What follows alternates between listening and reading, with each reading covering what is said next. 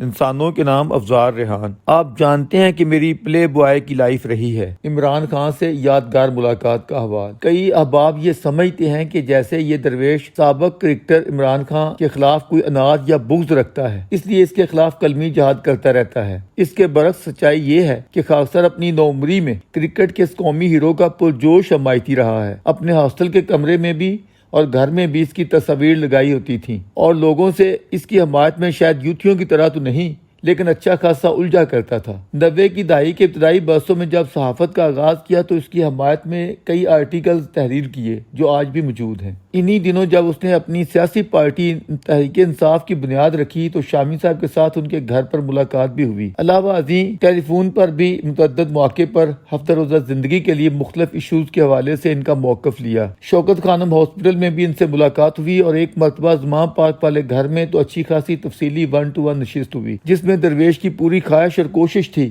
کہ انہیں سیاست میں حصہ لینے سے منع کرے۔ اس میں کوئی شک نہیں کہ خان نیازی کی شخصیت میں ایک نوع کی وجاہت یا خوبصورتی کے باعث ایک کرزما تھا، اور مابعد کرکٹ کا ورلڈ کپ جیتنے کے علاوہ شوکت خانم کی تعمیر کے پس منظر نے اس کرزمے کو 4 چاند لگا دیے تھے۔ نوجوانوں میں اس کی پاپولیرٹی خاصی بڑھ گئی تھی، جسے میڈیا نے بھی مخصوص وجوہ کے باعث خوب اچھالا۔ پہلے ضیاء الحق نے اور پھر پرویز مشرف نے بھی اس کی اٹھان میں خاصی معاونت کی، جس سے درویش کو یہ گمان گزرتا تھا کہ اس خلائی یا ماورائی سہارے پر عین ممکن ہے کہ وہ وزارت عظمیٰ کے سنگھاسن پر براجماں ہو جائے، بصورت دیگر جس کی کوئی گنجائش نہ تھی۔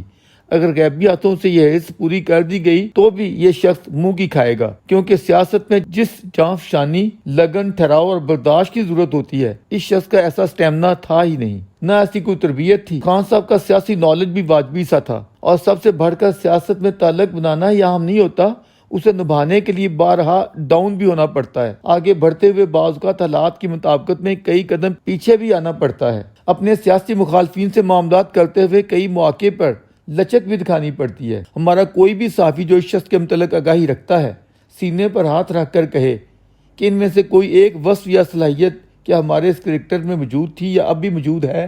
درویش کا خیال تھا کہ اس کرکٹر کو سیاست میں نہیں آنا چاہیے، اسے نوجوانوں میں اپنی پاپولیرٹی کو خدمت کے دیگر کاموں میں عیدی صاحب کی طرح لگانا چاہیے، اس سے اسے عزت بھی ملے گی اور وہ متنازع بھی نہیں بنے گا۔ 1998 کے آخری دنوں میں درویش نے زمان پارک والے گھر میں ان کے ساتھ طویل نشست کی، جس میں سارا زور اس بات پر تھا کہ آپ کو سیاست میں نہیں آنا چاہیے، سیاست میں ہزار الجھنیں آئیں گی جن کا آپ سامنا نہیں کر سکیں گے۔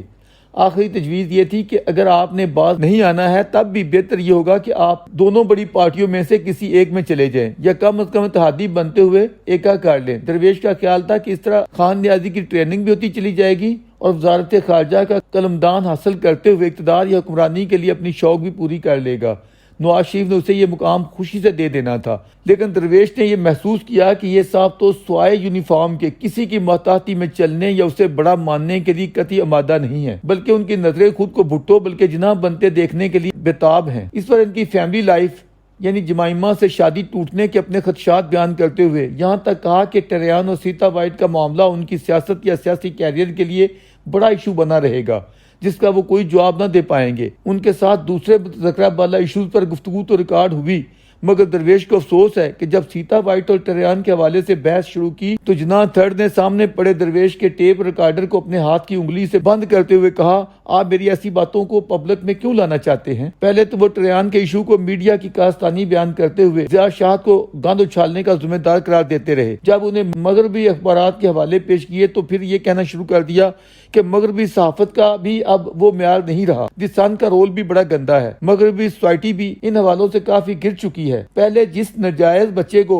باسٹر کہا جاتا تھا، اب یہ لوگ اسے لو چائلڈ کہتے ہیں۔ مگر جب درویش نے یہ کہا کہ دیکھیں عمران خان، یہ آپ کے بچپن کی تصویر ہے جب آپ اپنی ماں شوکت خانم کے ہاتھوں میں تھے، اور یہ ٹریان کی تصویر ہے سیتا وائٹ کے ہاتھوں میں، آپ ان دونوں تصاویر کو اکٹھے ملاحظہ کرتے ہوئے بتائیں کہ ان میں اس قدر مشابہت کیوں ہے؟ کیا ٹریان میں بالکل آپ کے بچپن کی جھلک نہیں ہے؟ درویش کے اس سوال کا ہمارے جناح سالس یا پاپولر 30 مارخاں کے پاس کوئی جواب نہ تھا۔ بولے، میں 18 برس انگلینڈ میں رہا ہوں اور آپ یہ جانتے ہیں کہ میری پلے بوائے کی لائف رہی ہے۔ بالکل یہی الفاظ تھے جو انہوں نے ٹیپ ریکارڈر بند کرنے کے بعد اس درویش کو مخاطب کرتے ہوئے کہے، اور ساتھ ہی بلند و بالا لہجے سے نرمی پر اترتے ہوئے کہا، اب آپ یہ باتیں پبلک میں کیوں چھالنا چاہتے ہیں؟ یہ تو سوچیں کہ یہ گلی محلے میں اتنے ٹین ایجر نوجوان جو مجھ سے محبت کرتے ہیں، آپ ان کو کیا پیغام دینا چاہتے ہیں؟ ایسی باتوں سے ان پر منفی اثر پڑے گا۔ یہ استدلال سنتے ہوئے اس عاجز سے نہیں رہا گیا۔ عرض کی، خان صاحب کیا یہ زیادتی نہیں ہوگی کہ آپ خود تو اپنی پوری جوانی موج مستی سے گزارتے رہے ہیں، جبکہ نوجوانوں کو آپ اٹھتے بیٹھتے دینی تبلیغ اور اسلامی کلچر اپنانے کی ترغیب دیتے ہیں؟ آپ اپنی جوانی میں مغربی لباس بالخصوص بلیو جینز بھرپور زیب تن کرتے تھے، اب ہمارے نوجوانوں کو قومی لباس کی تلقین کرتے ہوئے شلوار قمیض پر راغب کرتے ہیں۔ اس پر وہ ترچھے لہجے میں بولے، تو کیا میں غلط کہتا ہوں؟ کیا ہمارے نوجوانوں کو اپنے کلچر پر فخر نہیں ہونا چاہیے؟ آپ انہیں کیوں مغرب کی غلامی پر راغب کرنا چاہتے ہیں؟ انٹرویو کے دوران ایک خوبصورت نوجوان لڑکی انہیں ملنے کے لیے اس کمرے میں اچانک وارد ہوئی، جو واقعی پرکشش تھی۔ درویش یہ دیکھ کر حیرت زدہ ہو گیا کہ عمران خان ایسے جیسے ڈرامہ کر رہے ہوں۔ اسے سخت لہجے میں ناراض ہوتے ہوئے بولے، تم یہاں کیوں آئی ہو؟ تمہیں کہا بھی تھا کہ شوکت خانہ میں مل لینا۔ یوں وہ منہ بنائے باہر نکل گئی۔ انٹرویو کرنے والا عمران خان کا یہ فین سوچ میں پڑ گیا کہ میں جس شخص کو اب تک ہیرو سمجھتا رہا ہوں، یہ تو بڑا دوگلا یا رانگ نمبر ہے۔ یہ عورتوں کے ساتھ اس بد اخلاقی سے پیش آتا ہے۔ ایک مرتبہ ان کے بہنوئی حفیظ اللہ نیازی نے درویش سے اس انٹرویو کی بابت پوچھا تو عرض کی کہ جب گیا تھا تو وہ میرا ہیرو تھا، مگر جو کچھ آبزرو کیا اس سے سارا بت ڈھہ کر وہ زیرو ہو گیا۔ اعتزاز احسن نے کہا، محض ایک انٹرویو نے ہی ہیرو سے زیرو بنا دیا؟ اتنی شتابی جواب دیا کہ کسی باریک بین نے سمجھ نہ ہو تو ایک تفصیلی ملاقات ہی کافی ہوتی ہے، نہ سمجھ نہ ہو تو چاہے ہمسائیگی میں بوڑھے ہو جائیں کچھ سمجھ نہیں آتی، ستی پن قائم رہتا ہے یا پھر تجاہل عارفانہ سے کام چلایا جاتا ہے۔ اس کے بعد ہی وہ آرٹیکل لکھا تھا، کرکٹ کا کھلاڑی سیاست کا اناڑی۔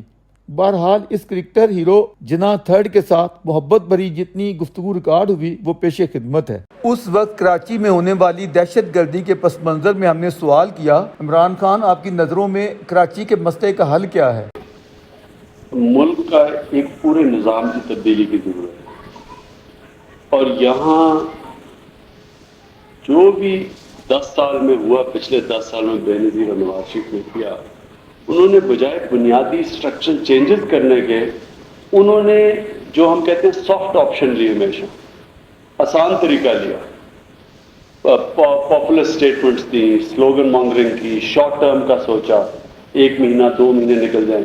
انہوں نے جو ملک کی نہ دونوں کے پاس ویژن تھی کہ آگے ملک کو کس طرف لے کے جانا ہے، نہ کوئی لانگ ٹرم پلاننگ تھی۔ کراچی کا وہی مسئلہ ہے کہ کراچی کی ایک بڑے زبردست ایک مسئلہ جو اس کا ہے وہ سیوک پرابلمز ہیں۔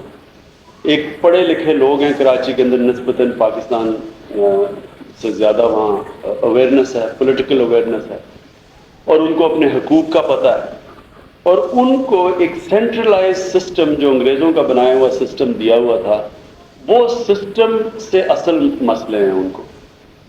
اور یہ سارا کراچی کا اگر جو آپ مسئلہ دیکھیں، اور پاکستان کا بھی جو بنگلہ دیش علیحدہ ہوا، یہ ایک سینٹرلائز انگریزوں کا بنایا ہوا سسٹم کے خلاف جنگ۔ اور بڑے لوگوں نے کہا جی کہ یہ شو کرتا کہ پاکستان جو آئیڈیالوجی تھی، 2 نیشن تھیوری، وہ ختم ہوگی بنگلہ دیش کے علیحدہ ہونے سے۔ وہ نہیں ہوئی، ایک سینٹرلائز سسٹم کے خلاف تھا، جس کی وجہ سے بنگالی علیحدہ ہوا۔ کیونکہ سینٹرلائز سسٹم میں ہمیشہ لوگوں کی پرسیپشن ہوتی ہے کہ ہمارے حقوق مارے جا رہے ہیں، اور ہے بھی سچ۔ آج اگر میں پاکستان پنجاب کے باہر کسی بھی چھوٹے صوبے کا ہوتا، میں پورا پنجاب کے خلاف جہاد کرتا آج، کیونکہ 90% آج پاکستان میں جو لون ڈیفالٹرز پنجاب سے ہیں، 90% ڈیولپمنٹ بجٹ پنجاب میں خرچ ہو رہا ہے، لاہور ایئرپورٹ، موٹر وے، سارے جو ٹاپ بیوروکریٹس ہیں وہ پنجاب سے ہیں۔ چھوٹے صوبوں میں اب کراچی میں آئی جی جو لگا وہ پنجاب، اور وہ پنجاب میں نہیں، لاہور کے سینٹرل پنجاب سے سارے ہیں۔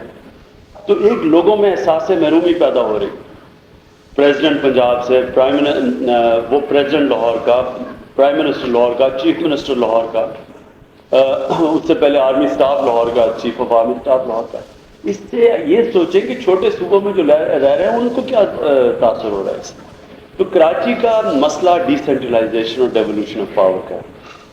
جب تک کہ کراچی کے اندر پاور ایوالو نہیں کی جائے گی، نیچے تک نہیں دی جائے گی، یہ مسئلے چاہے گورنر رول لگا لیں یا یہ ان کانسٹیٹیوشنلی جو انہوں نے کام کیا ہے کہ آرمی کورٹس لگا دیے، یہ کسی کانسٹیٹیوشن کے اندر نہیں، پاکستان کی کانسٹیٹیوشن کے خلاف ہے۔ یہ کیا انہوں نے، یہ سب ایک سسٹم کا فیلئر بتا رہا ہے۔ یہ سسٹم نہیں ٹھیک ہونے لگا، یہ شاید 2 مہینے 3 مہینے آرام ہو جائے وہاں، لیکن اس سے جو نظام ہے وہ اور زیادہ خراب ہوگا۔ خان صاحب، آپ نے جو گفتگو ایک زاویے سے کی ہے، اب اگر دوسرا زاویہ دیکھیں، کراچی میں جو صورتحال دہشت گردی سے پیدا ہوتی تھی، کیا آپ اس کو ختم کرنے کے لیے اس کو کوئی جواز محسوس نہیں کرتے؟ نہیں جی، میں تو اس حکومت کو بلیم دیتا ہوں دہشت گردی کا۔ انہوں نے پہلے لوگ چھوڑے کس طرح؟ آتے ساتھ ہی اگر حکومت سے سمجھوتا ہوا ہے، ان کے MQM سے کولیشن تھی، تو وہ جو دہشت گرد جیلوں کے اندر تھے ان کو کم از کم ٹرائی تو کرتے، کوئی طریقہ تھا چھوڑنے کا۔ اگر میرا سمجھوتا ہو گیا کسی پارٹی سے، میں نے سارے چھوڑ دیے، اب سوچیں گے اس سے پولیس کے اوپر کیا اثر پڑا ہوگا۔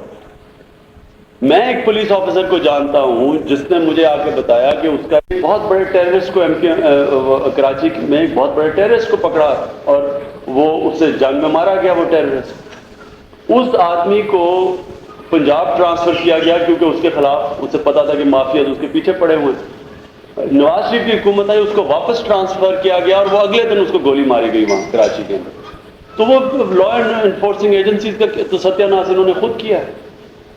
لیکن جی چودھری شجاعت کی سٹیٹمنٹ پڑھ لیں، اس نے کہا کہ اب سے ہم فرق نہیں کریں گے چاہے جو بھی ٹیررسٹ کسی گروپ کے ساتھ ہو۔ اس کا مطلب کہ پہلے ہم کسی گروپ کے ساتھ ٹیررسٹ کو چھوڑ رہے تھے، تو جب آپ خود ٹیررسٹ کو چھوڑتے ہیں، لا انفورسنگ ایجنسیز کا ستیہ ناش کرتے ہیں، ان کو یہ سگنل دیتے ہیں کہ جناب گورنمنٹ ایک امپارشل انصاف نہیں کر رہی، جوڈیشری کا یہ ستیہ ناش کرتے ہیں۔ جوڈیشری کا ستیہ ناش ہی کیا نا جی، ٹرائی کیے بغیر لوگوں کو چھوڑ دیا، اور پھر جو ان کے ساتھ ہوتا تھا اس کے اوپر سارے چارجز ڈراپ ہو جاتے تھے۔ یعنی کہ ایک تو یہ ان کا سسٹم انہوں نے ٹھیک کرنے کی کوشش کب کی ہے؟